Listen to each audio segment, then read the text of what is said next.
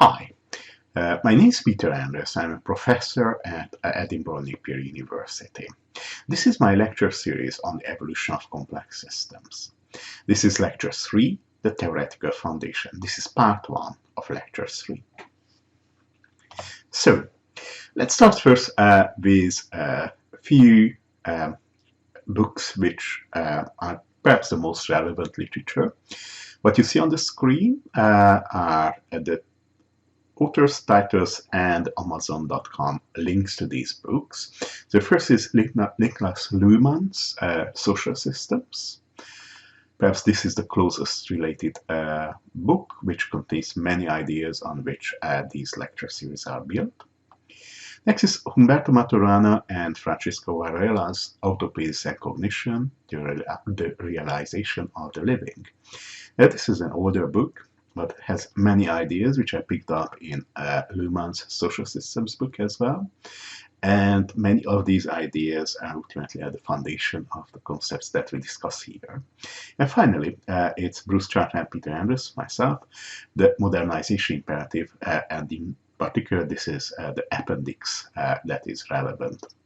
So, after this brief note on the relevant literature, let's look at the objectives for this part of this lecture. So first we look at the meaning of communications, then we look at how we define the language of a system, then the concept of the memories, then what do we mean by structure and subsystems, and system identity will be also discussed.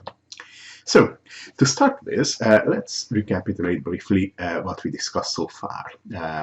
So we defined complex systems as systems of communications, where you have communication units, which are treated as abstract communication units, where we focus on their ability to generate and receive communications. And the system itself is made of the communications between these communication units. The communication units themselves are not seen as part of the system. The system is the system of their communications. As I noted, the key element in the communication units is that they can communicate. So you have a sender unit, a receiver unit, and the communication in between them. The sender units can generate signals, receiver units receive these signals, and the signals are transmitted through some transmission medium. And all communication units can act both as senders and receivers, so they can generate signals and they can receive signals, and there is a communication medium between them through which the signals are transmitted.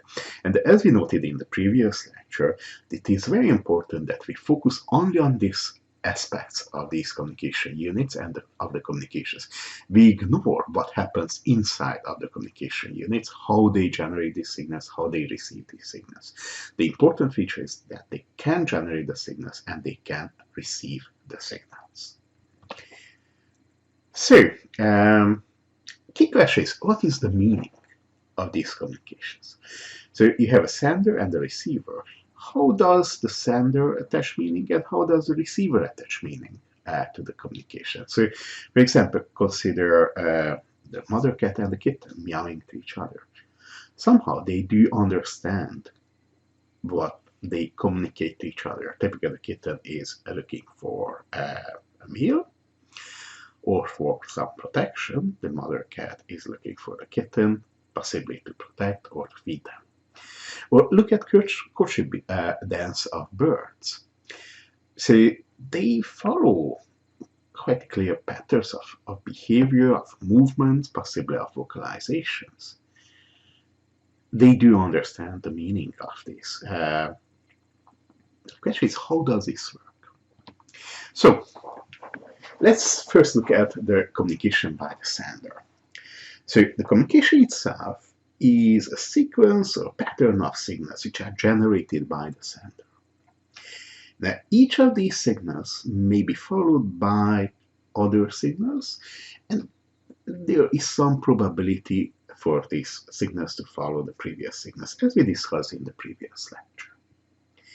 Now, if you consider that one signal can be followed by a number of other possible signals, every time when one particular signal is picked to follow the previous signal, all other possible continuations are effectively eliminated. So, for example, if you look at human speech, as I am talking, I am picking one word at a time which follows my previous words. As I pick this particular word, I also not pick many other possible words that could have been used as continuations in my speech.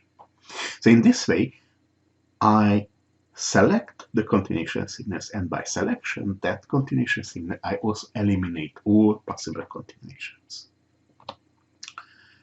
Now, look at it from the receiver end. Again, you have a communication as a sequence of patterns of signals. And each signal that I receive as the receiver is followed by other signals with some probability, as we discussed earlier.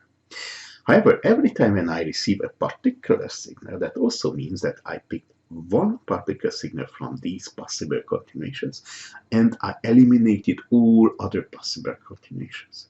So if I look at, again, human speech from the hearing side, there are phonemes and words coming into my ear.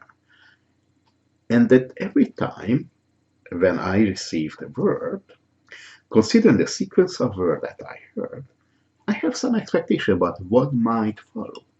And every time, just one particular continuation follows, which also eliminates all other possible words that I could have heard or that I might have expected to hear. So this is quite important to see that in the context of communication, both the sender and receiver end, as we generate one signal after another, we pick from these distributions over the possible signals. By picking them, we also eliminate all other continuations. Now, to see the definition of meaning, let's consider probabilistic interpretation of it. So, the sequence of the signals, it can be seen as a sample of these conditional sequence continuation distributions over the signal space. So at every time, given the signals that have been communicated by the sender, there is a distribution over possible continuation signals. This is the prior distribution, what can be expected given the past signals. And every time, one of these signals, which has some likelihood according to this prior distribution, is picked. Now, if I look at the signals that are picked, again, I can consider the best distribution over the possible continuation signals that fits this the actual realized signals. So this is the posterior distribution. Posterior given after the generation of the signals. Now, the thing is that this posterior distribution might differ from the prior distribution. And this difference is what is the meaning. Now, in the limit case, the posterior distribution can be seen as a kind of Dirac delta distribution, which is focused on the particular signal that was picked. So clearly there is a difference between the prior distribution and the posterior distribution. And this difference is the meaning from the perspective of the sender. So what you need to see is that every time we eliminate all other possible communications when we pick a particular communication signal. So there will be a difference between the posterior and the prior distributions. And that difference is what we consider the meaning of the communication from the perspective of the sender. So here you see a representation of this. So you have on the left side the current signals, communications that are generated, represented by ovals of various colors. And then you have in the middle the prior, and then on the right hand the posterior distribution. As you see, as the signals are generated by picking one of the prior, one signals according to the prior distribution. As I mentioned earlier, it doesn't mean that you pick the most likely one. You just need to pick one from the prior distribution. The posterior distribution represents what is the best fitting distribution over these possible signals that fits the currently generated signal. Now here, the assumption is that this is calculated over multiple samples, so there is a distribution. As I said in the limit, this posterior distribution is focused only on the signal that is actually picked, and everything else has zero probability. And as you see, the prior and the posterior distributions are different. And this difference between the prior and the posterior is what represents the meaning of this communication from the perspective of the sender. Now, let's turn around and look at the communications and the meaning of them from the receiver end. So again, the signals that I received by the receiver communication units is seen as a sample of the expected continuation distribution over the signal space. So this is the expected, is the prior distribution, what the sender expects to come through communications. However, the actual signals that I received may fit better a different conditional distribution over the space of possible signals. And as I noted, in the limit, this is again a direct data distribution that is focused on the actual signal that is received, having zero probability for anything else. Now, again, the difference between the posterior and the prior distribution is the meaning of the communication from the receiver perspective. So, however, what we need to note is that this meaning, the difference between the prior and the posterior distributions, can be different from the sender, at the sender's end and at the receiver's end. There is also possibility of distortion of the communication by the communication medium, which may also contribute to this difference. It's important to note this just to see that although the meaning is defined in very similar ways, the meaning might be slightly or more than just slightly different for the sender and for the receiver. So, the meaning, we define it as the difference between these probability distribution, the prior expectation and the posterior distribution about what communication is received. The information is seen as the quantitative measure of the difference between these distributions. So if you take the two distributions and measure their difference, that is the information conveyed by the signal and by the communication. Now clearly, because the information is an integrative measure, it does ignore qualitative features and details, but it is a summary measure of what information is conveyed by the communication. However, it is important to note that the information is not the same as the meaning of the communication. It is rather a summary measure of the meaning. Now, if the communications are made of very likely continuation signals, then typically the information that is conveyed is little. While on the other hand, information content is high if there is a significant difference between the expected distribution over the possible continuation communications and actual distribution, the posterior distribution of these communications. Now, of course, this links to the next question about what is meaningless. So we defined how we consider the meaning of communication, but how do we define the meaningless communications? So in general, if you have a sequence of communications with consecutive signals, and the consecutive signals are such that the signal following the previous signals has zero continuation probability according to the system's expectations, then the communication is meaningless.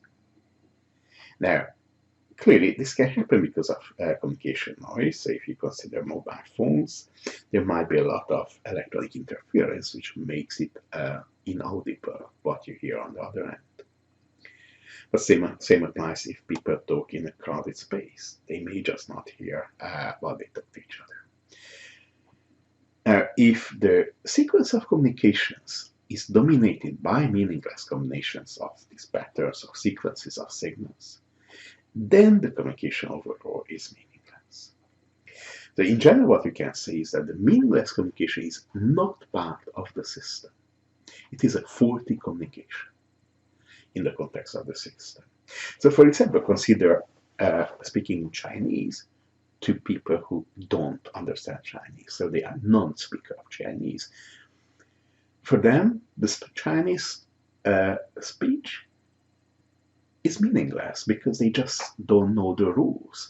They don't know what phonemes should follow what other phonemes, because they don't know this. They might know some other language, but according to that other language, the continuations of the phonemes make no sense. So it is meaningless communication to them. However, note the last bullet point on the screen.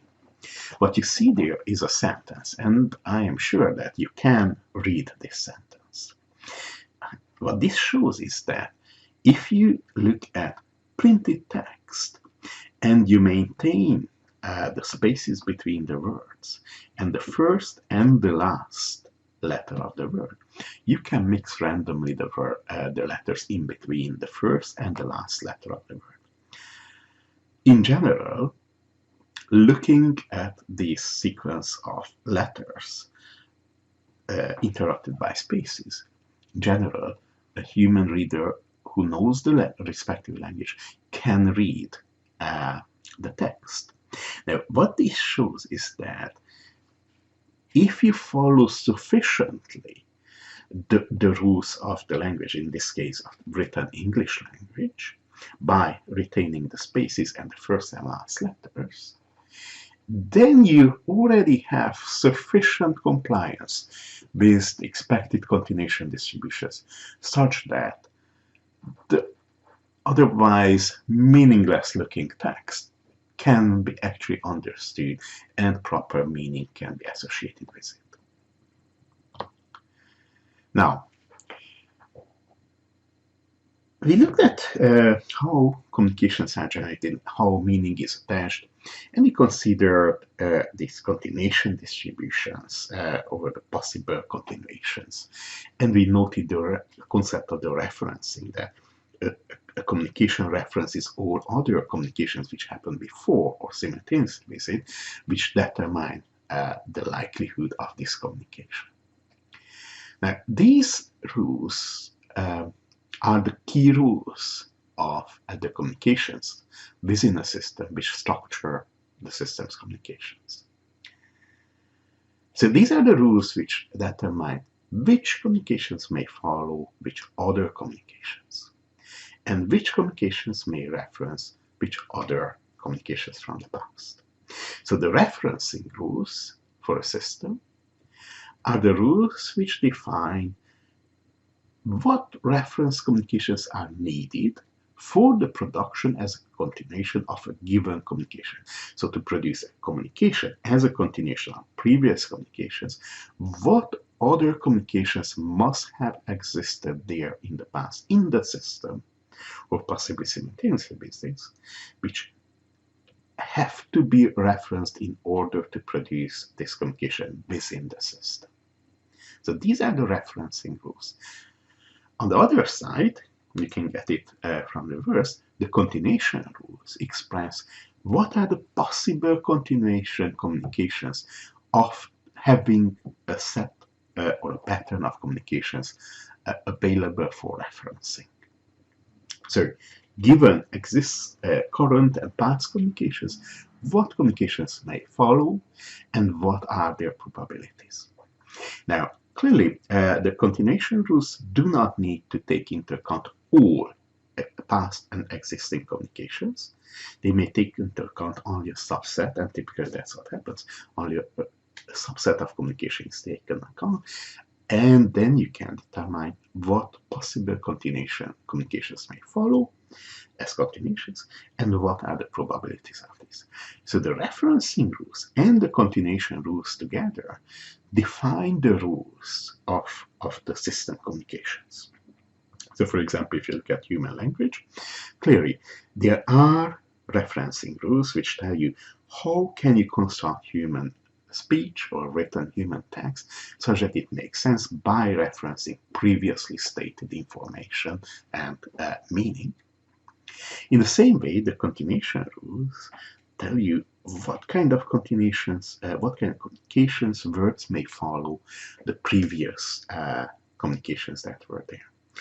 Similarly, in the case of animal courtship behavior, there are certain patterns of courtship behaviors that must happen before a certain other courtship behavior is produced, which are the reference courtship behavior. And in the same way, after producing a certain set of courtship behaviors, the animal has a certain set of further courtship behaviors that can be produced as a continuation. So, for each communication, there are possible and not possible other communications that may reference it. So, and these are defined by these referencing and continuation rules. So, if you consider the grammatical rules that determine which word type may follow other word types, these are such rules. So, for example, in English, the subject, verb, object order is applicable. So in order to make sense, you have to follow this word order when you speak or when you write text. So there is a quite strict ordering which constrains what may follow other communications in the English language. So let's look at these rules from probabilistic perspective. So you can see this as the grammatical rules of the system. And these grammatical rules are effectively conditional probability distributions over the space of possible communications. So there is a set of possible communications which can be part of the system, and you have these continuation distributions which define what may continue a certain set of previous communications. And these are the grammatical rules interpreted in probabilistic sense. Again, as I mentioned earlier, in human speech, you have certain possible continuations and you pick one of these, and each possible continuation has some probability. Now, if you consider the generative pre-trained transformer, the GPT-3, and other similar transformers that have been around in the last few years, what you see is that these AI tools actually use exactly these kind of conditional probability distributions over human text or human speech in order to generate human-like text or human-like speech automatically based on certain initial context or initial sentences that can be used. Now, let's look at the system now from the perspective of the system's language and its grammar. So, in general, what you see is that the system is made of communications that follow the system's referencing and continuation rules. Now, the collection of all these rules defines the grammar of the system, as we said. And all those communications which follow these rules constitute the system.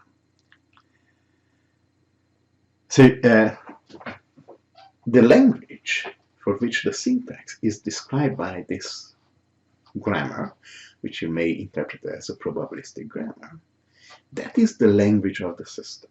So a language that follows the referencing and continuation rules of the system, it is the system's language.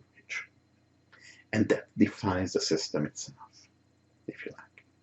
So, for example, if you consider the language of science in the context of the common language, let's consider the context of English. In the context of common language, we have many words used in many ways. in the context of science, can we have many words used in many ways, but in a sense, the range of the words that we use in science is narrower than the range of the words that we use in everyday language. And the rules, especially these continuation, conditional probability rules, they are different. In a sense, they are much more restricted, which means that in science, there are certain words that we use much more often than the usage of those words in the common language. And there are words in the common language which are used very rarely, if at all, in the context of science. So what you can see here is that there is a slightly different grammar in this probabilistic sense that applies to the English used in the context of science than to the English used in the context of the common language. And this difference in the grammar defines the system of science as part of the system of spoken English, or if you like, as a system of communications between humans who speak English.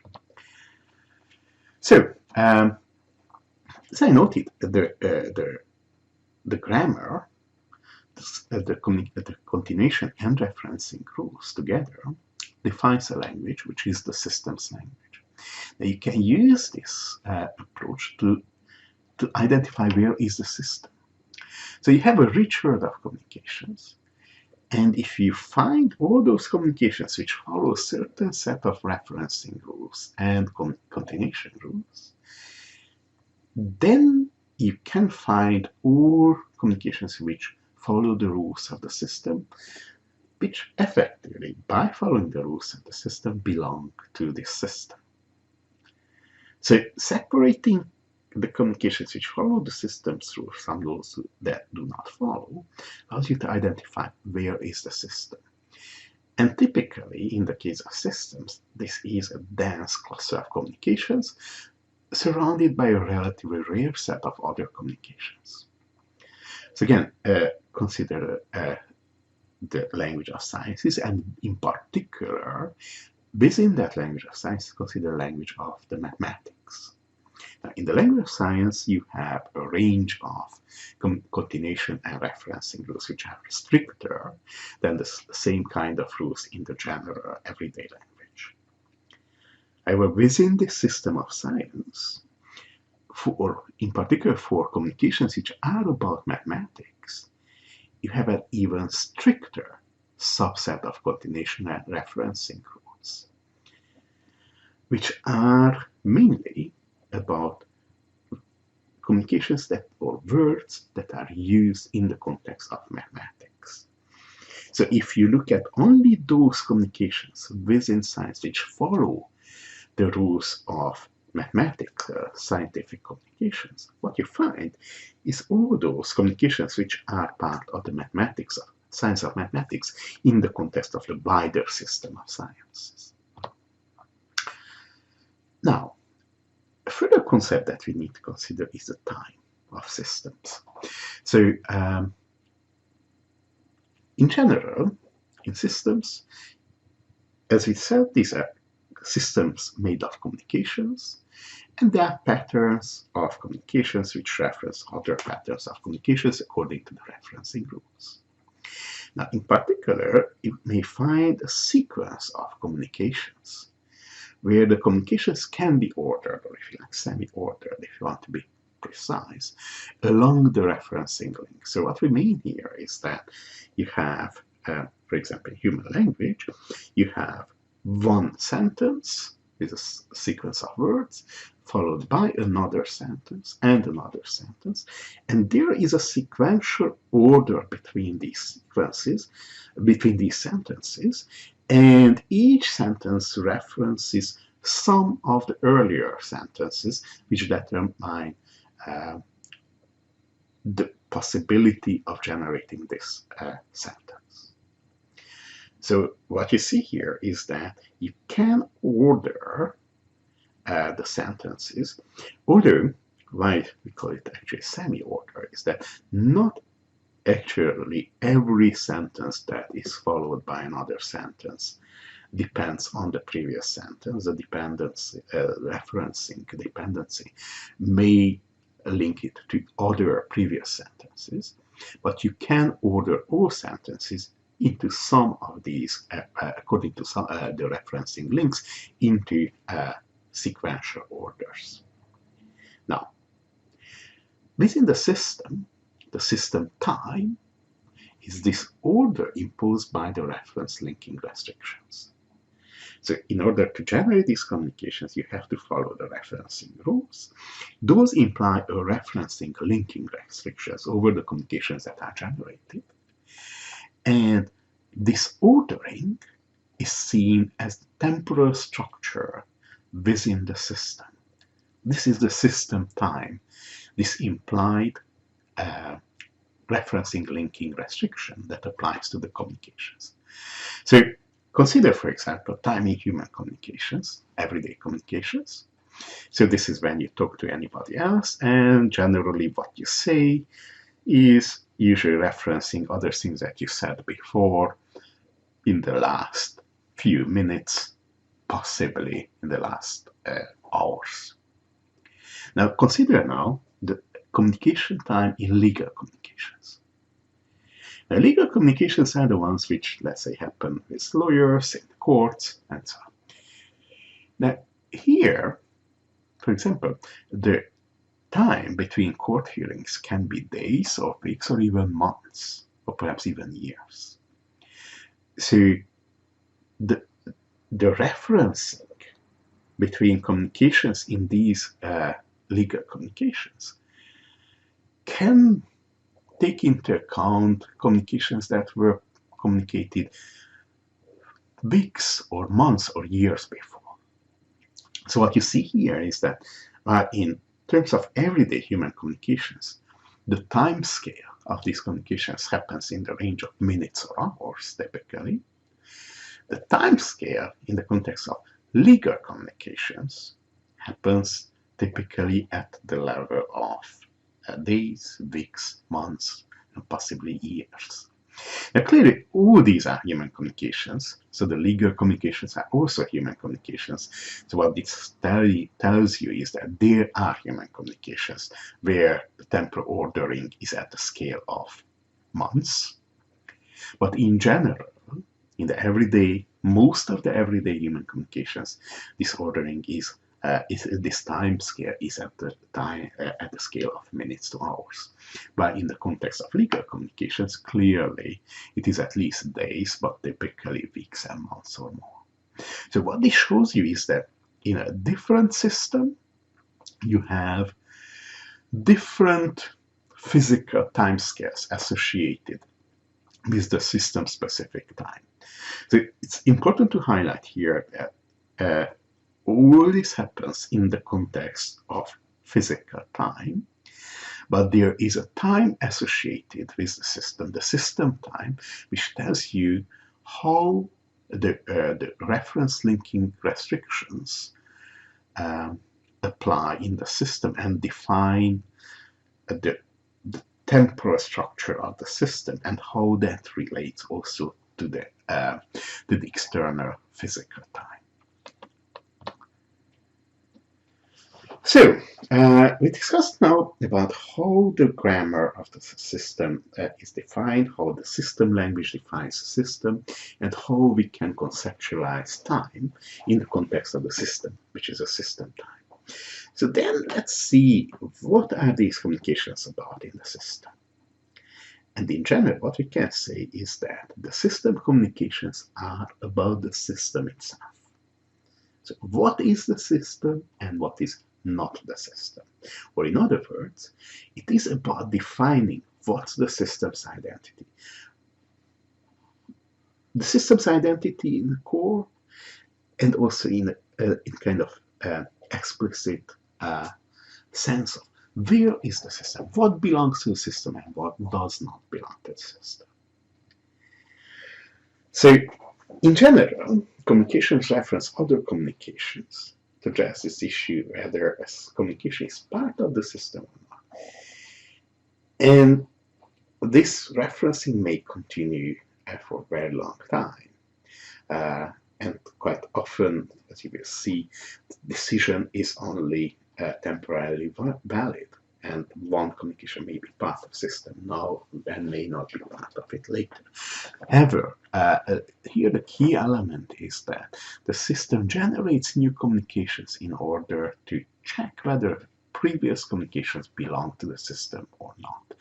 And this is kind of abstract way capturing how systems communications are generated and what's the purpose of them. So to give you an example, in the legal system, so legal human communications in the context of a legal system. Now, only those communications are part of the legal system which can be conceptualized or addressed in the terms of the legal-illegal distinction. So if the legal-illegal distinction is irrelevant for human communication, then that is not part of the legal system. So when you talk to your friend about having a lunch, mostly that has nothing to do with legal or illegal distinctions. Unless, of course, if you are in some particular circumstances where having a lunch matters from this perspective. So in general, there are many human communications which have no relevance from the perspective of legal-illegal distinctions, so they are not part of the legal system. So, what we said so far is that the system communicates about itself, defines its identity, defines itself. So the system communications, the system itself, is about describing the system itself. Now you can turn this view around, and you could also say that the system describing itself describes also its environment, what is not the system, in a complementary sense.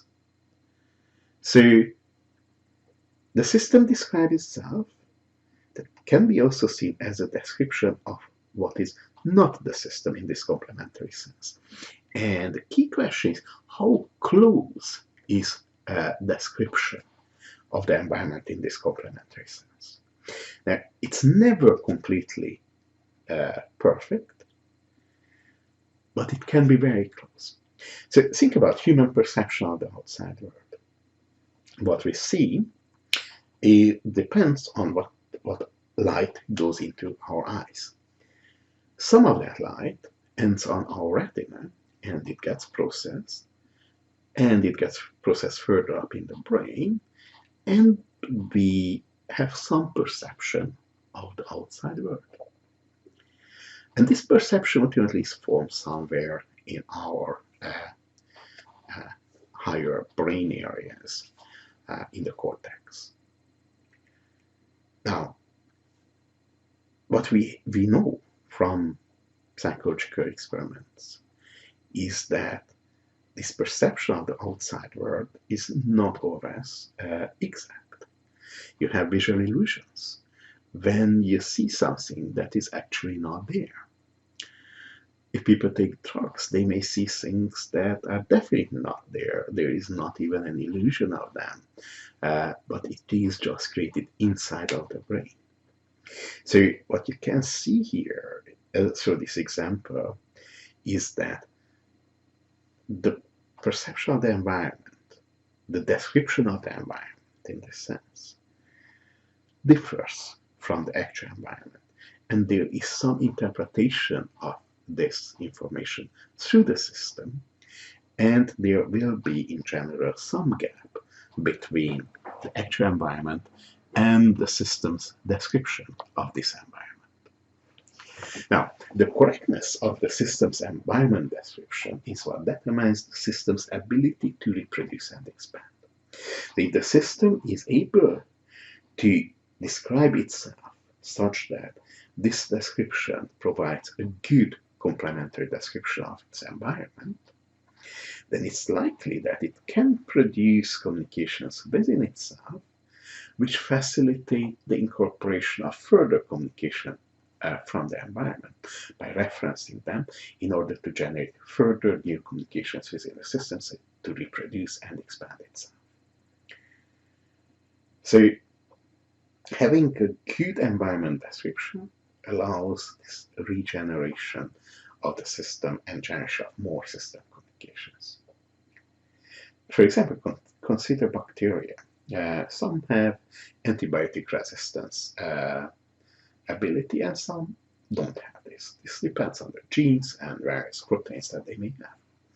So, if they are exposed to antibiotics in their environment, antibiotic-resistant bacteria can metabolize these antibiotics or can manage to expose these molecules quickly from the bacterium before it causes damage. While the non-resistant bacteria take in the damaging molecules, let them interfere with their molecular interactions, and get the damage, and ultimately they die. So in this context, the environment description of the antibiotic-resistant bacteria is better than the environment description of the non-resistant bacteria. By having a better description, they are able to facilitate their own reproduction and maintenance better given the environment where antibiotics are present. Or consider another example, the plan economy versus the market economy. In the plan economy, former socialist countries, everything was planned. However, many of these plans were wrong because the assumptions were wrong. In market economy, on the other side, there are plans, but there is also quite quick response to changes in the market conditions. So in general, the market economy describes its environment better and can survive easier shocks and can easier grow than a plan economy, which is less able to adapt to the changing market economic conditions and less able to generate the right interactions in it that are required for its maintenance and growth. Now, one particular kind of communication that are important are the memory communications. So these memory communications are representations of past communications which facilitate the reproduction and referencing of these earlier communications. So think, for example, of written records of business meetings. So you don't need to recite what has been said a month ago. You just take the records, the minutes of the meeting, and read what has been said, what has been decided. So such memory communications can facilitate very much the expansion of the system because they facilitate the appropriate application of the referencing and continuation rules. So if you like, the memory communication contains information about the parts of the system. Given that the system itself is a complementary description of the environment, they also represent information from the past about the environment. So having memory communications within the system helps to provide a better description of the environment and better application of the system's rules, and ultimately make the systems fit better to its environment and be able to generate easier further communications that maintain and expand the systems. Now, another key concept is the structure. Now, structures, in general, these are seen as constraints on communications. So as we said, you have probability distribution over the possible continuations. Structures are constraints on these probability distributions.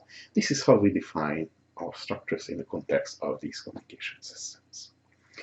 So, for example, as I mentioned, in the context of science, you can have the same continuations, but there are stricter rules. Certain communications are more likely than in the context of science as continuations than in the context of the everyday language.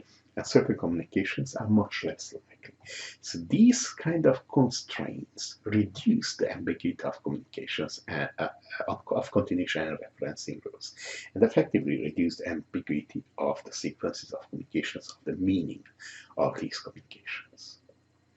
So having structures, these constraints, effectively increases the ability of the system to reproduce and expand, as long as they do not reduce the correctness of the environment description. So in general, structures are aimed to improve the ability of the system to describe the environment more closely than other design structures, although it is noted that some structures may act exactly in the reverse way, and they may reduce the correctness of the environment's description. Just to give you an example, as I mentioned before, the planned economy and market economy comparison. In the planned economy, you have structures which constrain what can be done in response to changes in the economy. But quite often these constraints, these structures, are not the right ones. They keep you away from actually responding in the right way to changes in the economic environment. But in the case of the market economy, again, there are structures, but these are applied more flexibly, and actually they help the companies adapt to their environment in that context. Now, structures define these kind of more constrained communications. Actually, it is possible that structures are such that these constraints generate actually an increased volume of communications within the system, a kind of cluster within the cluster of the system's communications, which is more dense relative to the surrounding system's communications. So these kind of dense clusters within the system's communications, that are denser than the system in average, these constitute the subsystems within the system. As I noted, the subsystems have constraint on their communication rules, on the referencing and continuation rules. So they have their own specialist language, which is a subset of the system's language. For example, you may consider, as we mentioned, the mathematics, science of mathematics in the context of general sciences. Science of mathematics has much more constraints, much narrower set of communications that can be included there. In this way, it is a subsystem within the system of science communications. And it has its own specialist language, which is the constrained version of the language of science in general. So in general, subsystems are characterized by specific structures, these constraints on communications, and if there are sufficient constraints applied, then these subsystems may emerge in the context of a system.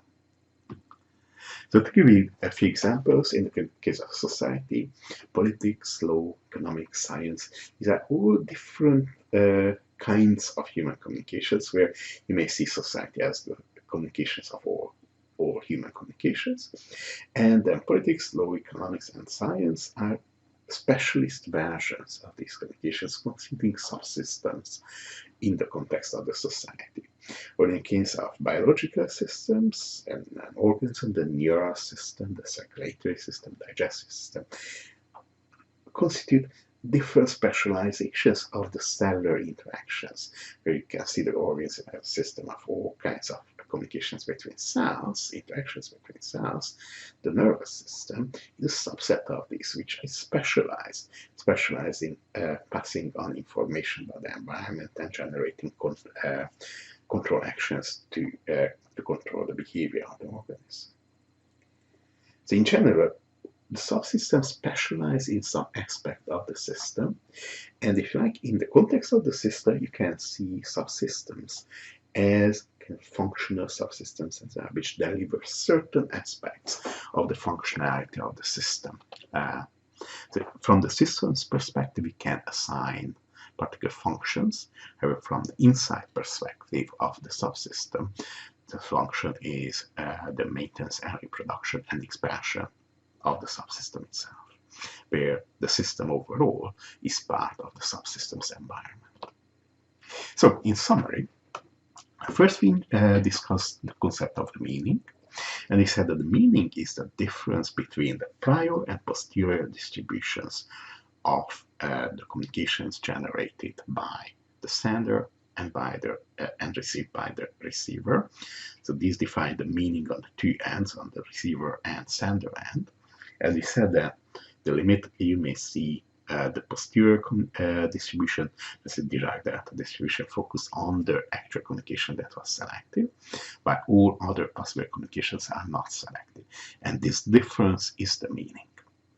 The difference between the two distributions, the prior distribution, which is the expectation of what communications may follow, and the posterior distribution, which is the distribution corresponding to the actual communications that followed.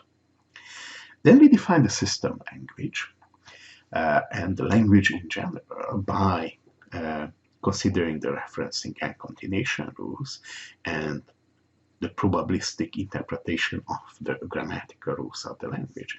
And we said that the system language is defined by the system-specific referencing and continuation rules, and you can also see the system as the system of all those communications which follow these rules. So reversing this, we can use the system's language to define where is the system, or to identify where is the system, what communications belong to the system.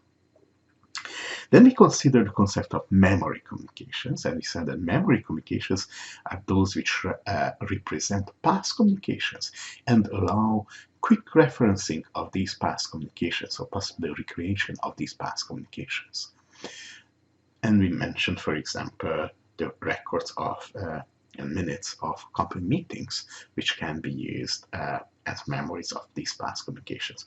What we noted is that systems which have these memory communications can reference past communications easier, and that means that they can improve the correctness of the description of their environment, which is seen as the complement of the system's description. Because as we said, the system uses the communications system to define the system itself, to describe it, and in a complementary sense to describe the environment. Now, having memory communications makes these referencing more precise and allows better description of the system's environment, which means that the system is more able to generate new communications which reference system communications and possibly environment communications as well, in order to reproduce and maintain and possibly grow the system. Then we consider the concept of the structures, and we said this in this context, how we see the structures are these are constraints on the continuation distributions. And having these constraints reduces the ambiguity of the communications within the system, and again, having the right structures can help the system to provide better descriptions of itself and better complementary descriptions of its environment. And that can help, again, the maintenance and growth of the system. Finally, we consider the concept of the subsystems. So these are subclusters of communications within a system, which constitute an even denser set of communications in the context of the system. So we said that subsystems typically emerge following a set of structures which are sufficiently coherent to generate the subsystems, this higher density communication cluster within the system. We noted that subsystems, from the perspective of the system, can have some particular functionality by dealing with some particular aspects of the system. But of course, from the inside of the subsystem, their functionality is to maintain themselves and to grow themselves if possible. So finally, let's have a look at a few questions and answers. First, is it true that the sequence of letter Q, R, A, Y, W, T, T, A conveys some meaning for English speaker? Well, the answer is no. These letters don't follow the continuation rules of the English language. They match no existing word in English, so they convey no meaning to English speakers. Now, what about the sequence strawberry? Clearly, strawberry. These letters, which form the word strawberry, are consistent with the English language. They follow the continuation rules, and they have a meaning, which is the meaning of a strawberry or the color of strawberry. So there can be a range of meanings, but they have some meaning for English speakers. Next question. Is it true that the courtship behavior of animals has a grammar? And as we discussed, that's true because courtship behavior is such that the animal produces certain behaviors and there are rules which behaviors can follow the previous behaviors. So in this sense, there is a grammar. It is a probabilistic grammar because these continuations are not always just a single possible continuation. There is possibility for some variation, but actually in many cases these are quite strict rules and quite narrowly defined sequences of the possible behaviors that the animal can produce as part of their courtship behavior. Next question. Is it true that flat owners form a system that is identifiable by its specific language? Well, in general, probably there are some common issues for flat owners, which might be communicated and discussed between them. But in general, probably this is not the case. There are too many other things where flat owner people are involved which have nothing specifically related to the fact that they are owners of flats. So the fact that they talk about flat ownership related issues with others, that does not really constitute a particular subsystem in the context of society, in the context of all human communications. Now, what about gods or geeks? Well, perhaps here the answer is more tending toward a yes, because these cultural subgroups have really, if you like, their own language, their own way of dressing up, their own ways of behaving, their own ways of interacting between them and others. And there is a higher frequency interactions between those who belong to these cultural groups than perhaps among those who are not, especially in terms of interaction between people belonging to these cultural groups and those who are not. Clearly, this distinction and the cluster of these internal communications is perhaps just slightly more frequent than other communication because these people are part of their families, they have jobs, they do many other things which have relatively little to do to their cultural identity. However, the cultural identity in these cases defines some specific communications behaviors and, in a sense, some more dense communication clusters between those who belong to these cultural identity groups. Next, is it true that the structure of a system language can be seen as rules of restrictions or linking communications by references?